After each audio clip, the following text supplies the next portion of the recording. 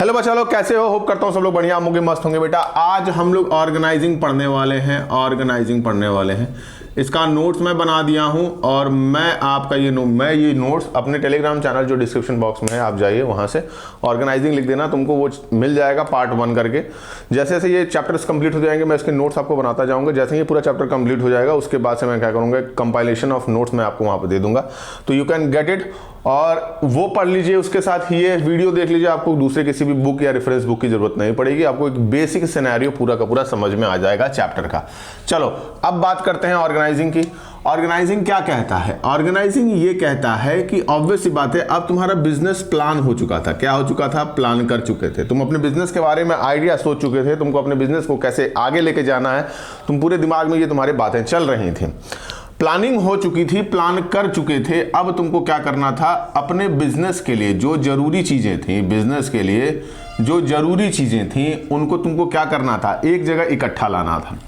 अब जरूरी चीजें क्या हो सकती हैं? फाइनेंस हो सकता है, टूल्स हो सकते हैं, मशीनरी हो सकती है, ठीक है। उसके बाद से ह्यूमन रिसोर्स हो सकते हैं। इन सब चीज़ों की तुमको ज़रूरत पड़ती है अपने बिजनेस में एक जगह ले आने के लिए, ठीक है। तो अगर हम बात करें कि पूरा का पूरा क्या है, फ्रेमवर्क है। ये क्या है भैया? पूरा का पूरा एक फ्रेमवर्क है जो कि क्या काम करता है? फ्रेमवर्क है जो कि ये दिखाता है कि आप कैसे किसी तरीके से फाइनेंस मतलब पैसा, tools, capital, human resource HR, इन सब का इस्तेमाल करते हैं और अपने बिजनेस को एक जगह करते हैं। नाम से ही तुमको समझ में आ रहा है, ऑर्गेनाइज करना का मतलब क्या? बिजनेस के लिए जो भी जरूरत की चीजें होंगी उनको एक जगह लेके आओगे। मान लो कि तुम्हारा दिमाग कहीं रेस्टोरेंट खोलने का है, तुम रेस्टोरेंट के बिजनेस में आना चाहते हो। तो रेस्टोरेंट के बिजनेस में आने के लिए सबसे पहले तुमको एक जगह चाहिए, एक स्पेस चाहिए जहां पे तुम क्या कर सको, अपना रेस्टोरेंट खोल सको। अकॉर्डिंग टू योर आइडिया तुमको कैसा खोलना है, कैफे टाइप का खोलना है कि छत पे जाके खोलना है कि एकदम पूरे बहुत बड़ी जगह चाहिए तुमको। तो अकॉर्डिंग टू योर सिचुएशन तुम क्या करोगे? एक रेस्टोरेंट के बिजनेस में आना चाहते हो तो तुम अपने हिसाब से स्पेस को ढूंढोगे। उसके बाद उस स्पेस के लिए तुमको क्या करना होगा? उस स्पेस के लिए फर्नीचर तुमको चाहिए, जो फर्नीचर क्या करेगा? इस एम्बियंस के साथ अच्छा लगे। ऑब्वियस सी बात है ना भाई, अगर हम रेस्टोरेंट खोल रहे हैं तो एम्बियंस भी देना जरूरी है। आजकल तो एम्बियंस नहीं देंगे तो लोग भाग जाते हैं। खाना नहीं देखते हैं लोग एम्बियंस देखते हैं, है कि नहीं? कि कितना सुंदर जगह है, कितने सुंदर लोग हैं वहाँ पे, हैं। तो ये भी आजकल का ज़माना चल गया है कि फर्नीचर, ऑब्वियस सी बात है तुमने इस पर ध्यान दिया, ठीक है। उसके बाद से भैया तुमको चाहिए क्या? उसके बाद से चाहिए तुमको शेफ़। अब तुमको कुजीन बनाने के लिए जो तुम्हारे अलग अलग शेफ़ हैं उनकी भी तुमको ज़रूरत पड़ेगी। मान लो कि तुमको ज़रूरत पड़ेगी किसकी? ऐसे खाना बनाने वाले की, जैसे अब नॉर्थ इंडियन, साउथ इंडियन, ठीक है। अब कोई नॉर्थ इंडियन फूड हो, ठीक है, साउथ इंडियन फूड हो, मराठियन फूड हो, तुम किस कैटेगरी में जाना चाहते हो उसके हिसाब से तुम शेफ़ को ढूंढोगे। शेफ़ के बाद रेस्टोरेंट को चलाने के लिए जो मैनेजर्स हैं इनकी ज़रूरत पड़ेगी और प्लस तुम्हारे सर्विंग के लिए जो वेटर होंगे इनकी ज़रूरत पड़ेगी। तो ओवरऑल पूरे बिजनेस में तुमको एक बेसिक आइडिया होना चाहिए कहाँ से तुम फाइनेंस, टूल, कैपिटल और ह्यूमन रिसोर्स को ले आते हो और प्लस ज़रूरत की चीज़ें जो तुम्हारे बिजनेस में काम कर रही होंगी। अगर हम रेस्टोरेंट की बात कर रहे होंगे तो ऑब्वियस सी बात है, स्पेस चाहिए, कटलरी चाहिए, ये सब चाहिए, तुमको ऑर्गेनाइज करना होगा, एक जगह ले आना होगा। इन्हीं सारे सिनेरियोज को हम क्या कहते हैं? ऑर्गेनाइजिंग, या ऑर्गेनाइजिंग का मीनिंग भी यही होता है। इसके बाद आता है ऑर्गेनाइजिंग का प्रोसेस। जो ऑर्गेनाइजिंग का प्रोसेस है वो बड़ा मजेदार है। देखो ऑर्गेनाइजिंग का जो प्रोसेस है, जब ऑर्गेनाइजिंग के प्रोसेस को तुम देखोगे तो कुछ इस तरीके की बात करेगा ये। देखो क्या बात करता है, बड़ा इंटरेस्टिंग है। आइडेंटिफिकेशन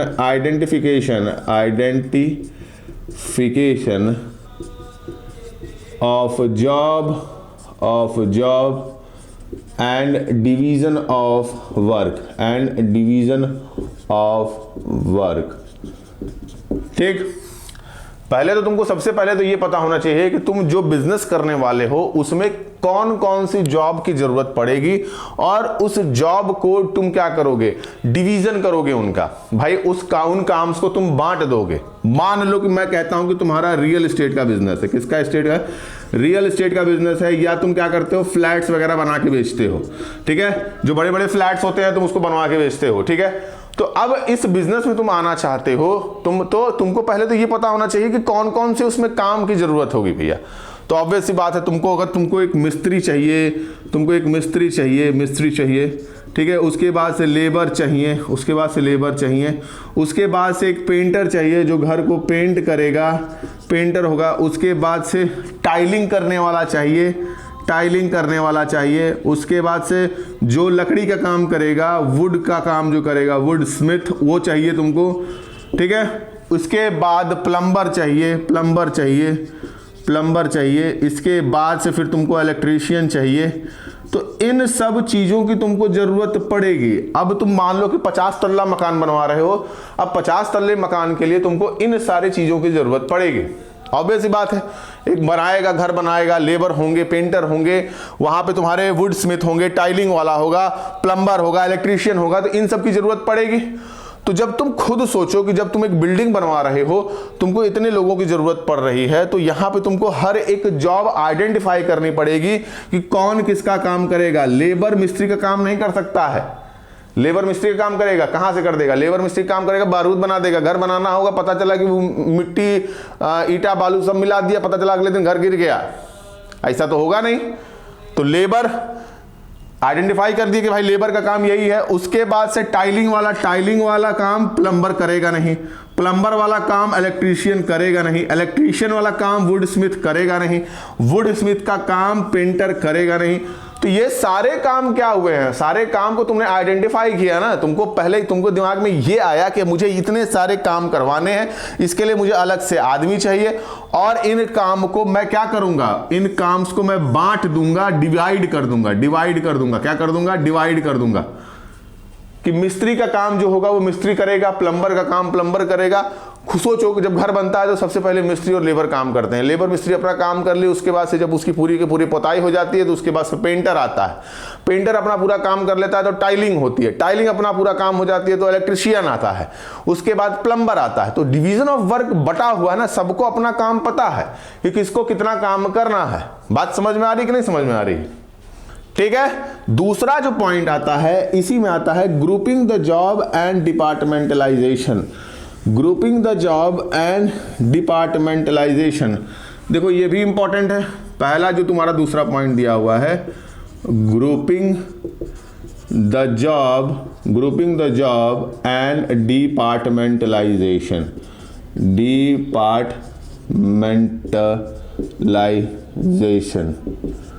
ठीक है, grouping the job and departmentalisation. अब जॉब को एक जगह इकट्ठा कर दो, जो एक जैसे काम होंगे उनको एक जगह रखोगे और उनका एक डिपार्टमेंट क्रिएट करके रखोगे।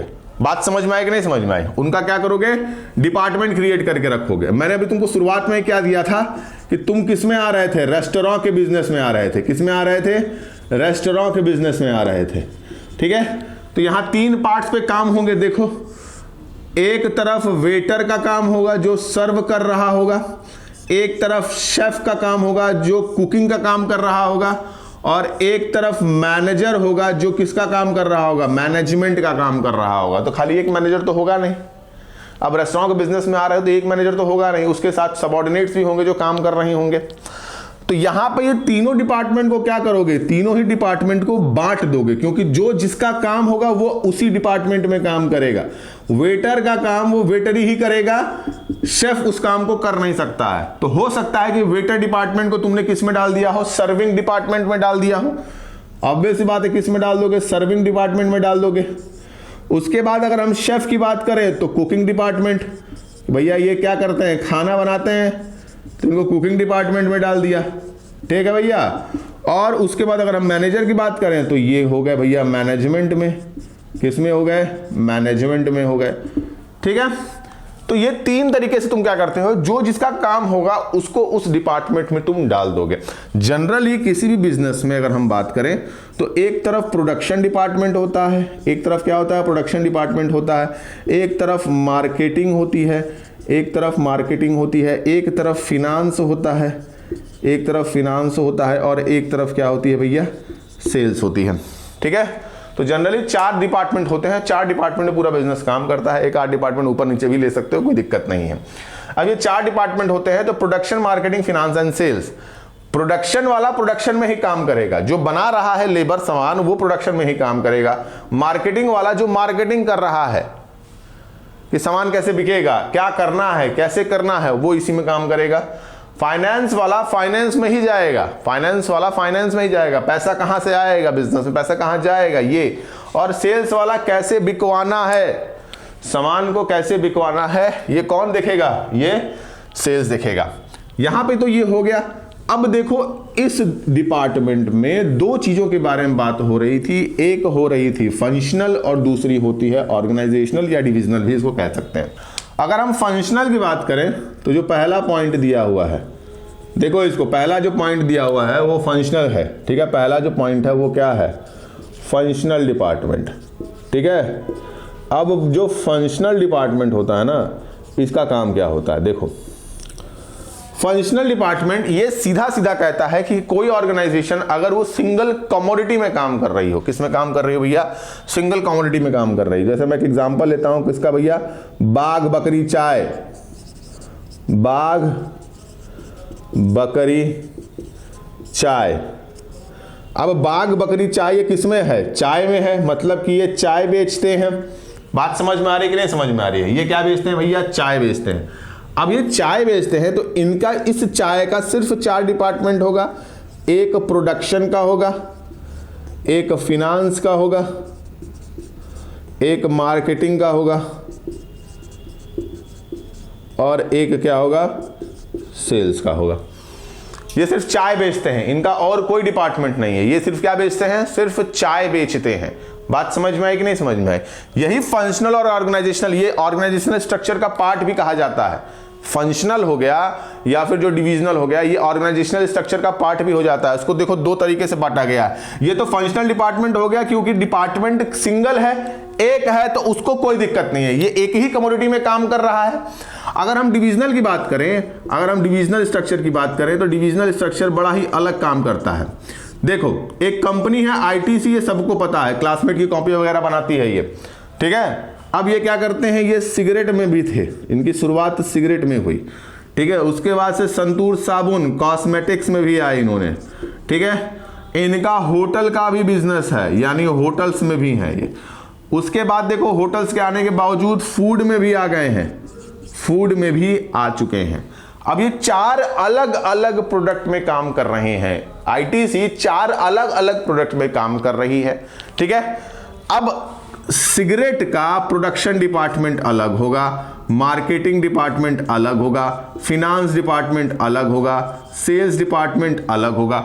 उसी तरह कॉस्मेटिक के साथ भी होगा, उसी तरह कॉस्मेटिक के साथ भी होगा, और उसी तरह होटल्स के साथ भी होगा। इनका भी प्रोडक्शन, मार्केटिंग, फिनांस और सेल्स अलग होगा, और उसी तरह फूड का भी प्रोडक्शन, मार्केटिंग और फिनांस और इसके साथ सेल अलग होंगे। अब ये चारों के चारों जो डिपार्टमेंट्स थे, ये चारों डिपार्टमेंट्स को अलग अलग बांट दिया गया है। इसका मतलब कि सिगरेट वाले जो होंगे वो कॉस्मेटिक में नहीं जाएंगे, कॉस्मेटिक वाले होटल्स में नहीं जाएंगे, और होटल्स वाले फूड में नहीं जाएंगे। सब अपने डिपार्टमेंट में काम करेगा, किसी दूसरे डिपार्टमेंट में कोई हस्तक्षेप नहीं करेगा। अगर कोई दूसरे डिपार्टमेंट में हाथ लगाता है तो उसका हाथ उखाड़ दिया जाएगा तुरंत। तो यहां पे आप क्या देख रहे हैं, यहां पे डिपार्टमेंट्स के एक अलग सिनेरियोस के बारे में आपको पता है कि आप अलग अलग सिनेरियो से चीजों को देखेंगे।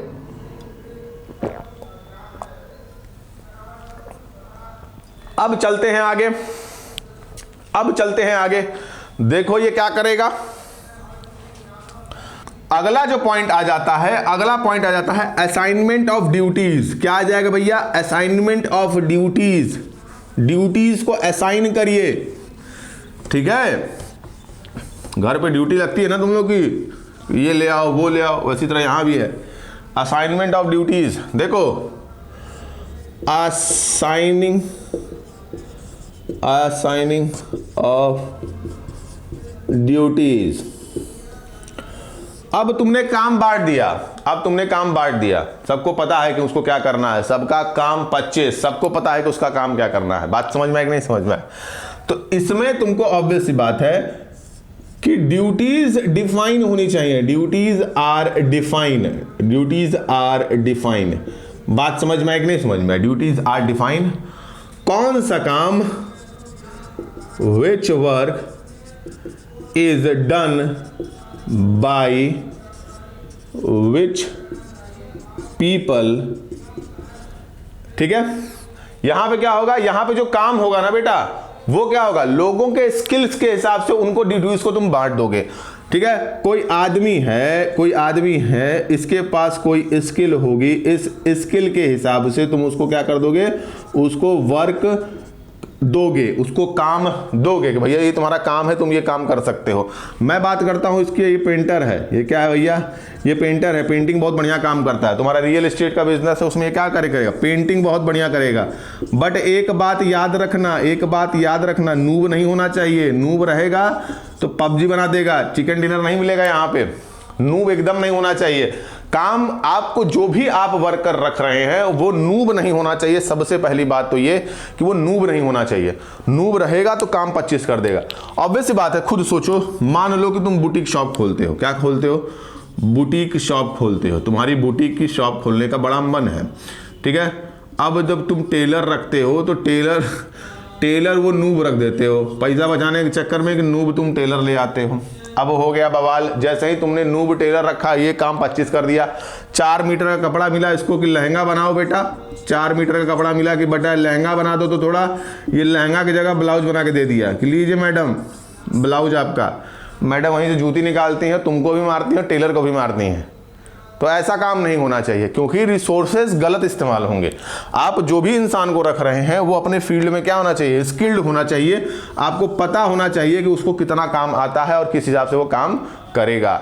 इसके बाद जो प्रोसेस का लास्ट है उसको हम कहते हैं establishing reporting relationship. Establishing reporting relationship, देखो एस्टैब्लिशिंग रिपोर्टिंग रिलेशनशिप, इसका मतलब क्या हो गया, रिपोर्टिंग रिलेशनशिप। देखो एस्टैब्लिशिंग रिपोर्टिंग रिलेशनशिप की अगर हम बात करें तो ये बात करता है किस चीज के बारे में, देखो बड़े ध्यान से, कि कौन सा सुपीरियर कितने सबऑर्डिनेट को हैंडल कर सकता है। मतलब क्या हुआ, मतलब ये हुआ कि कौन यहाँ पे मैनेजर होगा, कौन वहां पे सुपरवाइजर होगा, सबको पता होगा। और कौन किसको रिपोर्ट करेगा ये भी पता होना चाहिए कि कौन किसको रिपोर्ट कर रहा है।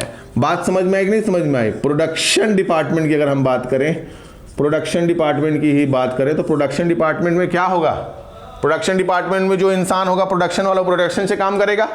मैं तुमको एक एग्जांपल देता हूं। देखो जो तुम्हारे बिजनेस का था तो तुम्हारे पापा ने बिजनेस स्टार्ट किया, फिर तुम आए, तुम्हारे बाद तुम्हारा कंपनी का मतलब तुम्हारे रेस्टोरेंट का मैनेजर आया, मैनेजर के बाद शेफ आया, शेफ के बाद तुम्हारा वेटर हुआ। बात समझ में कि नहीं समझ में? ये रिपोर्टिंग रिलेशनशिप है।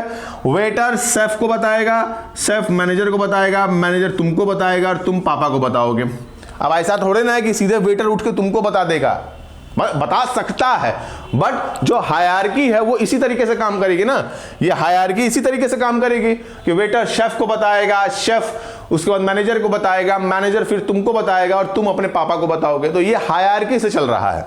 तो यहां पे क्या होनी चाहिए, हायरार्की होनी चाहिए, एस्टैब्लिशिंग रिपोर्टिंग रिलेशनशिप होना चाहिए, सुपीरियर सबऑर्डिनेट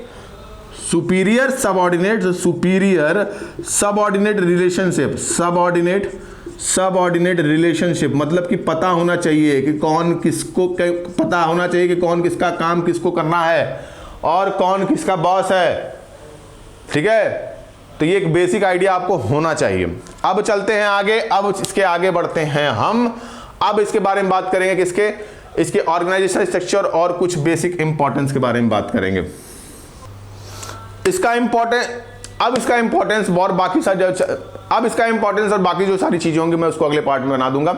इसका नोट्स मेरे आपको टेलीग्राम लिंक पे मिल जाएगा, ठीक है, मिल जाएगा। आप उसको जाइए, उसको देखिए और इस पूरे चैप्टर के बारे में समझने की कोशिश करिए, ठीक है। अगले ही पार्ट में मैं इसके इंपॉर्टेंस के साथ ऑर्गेनाइजेशनल स्ट्रक्चर को भी कंप्लीट कर दूंगा।